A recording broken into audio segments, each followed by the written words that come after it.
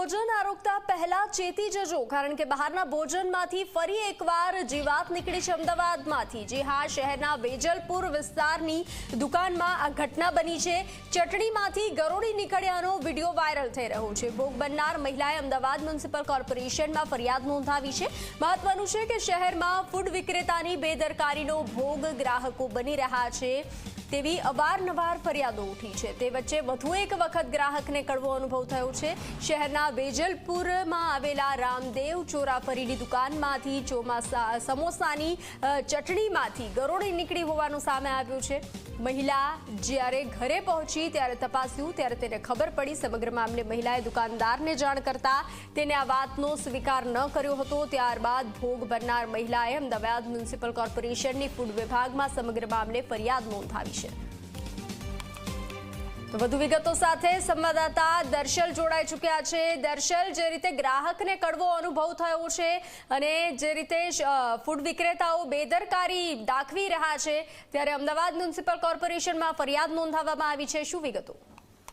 જી, જે પ્રકારે બજારોમાં જે હાઇજીન ફૂડ આપવાની વાત છે, ક્યાંક આ પ્રકારની જે ઘટનાઓ સામે આવી રહી છે તેને જોતા તેની ઉપર ચોક્કસ સવાલ ઉભો થાય કે ખરેખર હાઇજીન ફૂડ મળી રહ્યું છે કે કેમ। અને જે ઘટના સામે આવી છે, જે વિડીયો સામે આવ્યો છે, એ વાયરલ વિડીયો છે। મહિલા તરફથી આજે નિવેદન સામે નથી આવ્યું, પરંતુ એ વિડીયો બનાવીને એ વાયરલ કર્યો છે। એ વિડીયો સામે આવે છે જેની અંદર જે ખાવાની વસ્તુમાં એ ગરોળી જે છે તે દેખાઈ રહી છે।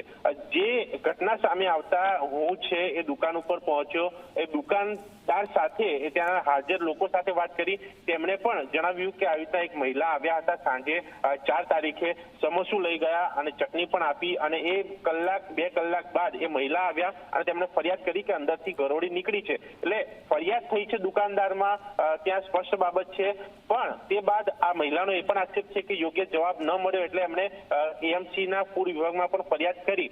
હાલ દુકાન ચાલુ છે, ત્યાં લોકો પણ આવી રહ્યા છે। હવે તપાસનો વિષય છે, કારણ કે ફરિયાદ કરી છે, એ ફરિયાદ બાદ ફૂડ વિભાગ શું કાર્યવાહી કરે છે અને એ કાર્યવાહીમાં ખરેખર ત્યાંથી ગરોળી નીકળી હતી કે કેમ, શું સામે આવે છે અને સાથે એ દુકાનદાર સામે શું કાર્યવાહી થાય છે તે પણ એક જોવાનો વિષય છે। પરંતુ હાલ જે વિડીયો વાયરલ થયો છે તે વિડીયોને લઈને, હાઇજીન ફૂડને લઈને સવાલો ચોક્કસથી ઉભા થયા છે, કારણ કે અવારનવાર આ પ્રકારની ઘટના, અવારનવાર આ પ્રકારના વિડીયો જ્યારે સામે આવે ત્યારે બજારોમાં મળતા ફૂડ કેટલા સેફ છે તે પણ એક મોટો પ્રશ્ન છે। જી દર્શલ, જાણકારી સાથે જોડાવા બદલ આભાર। તો બહારનું ભોજન આરોગતા પહેલા ચેતી જજો।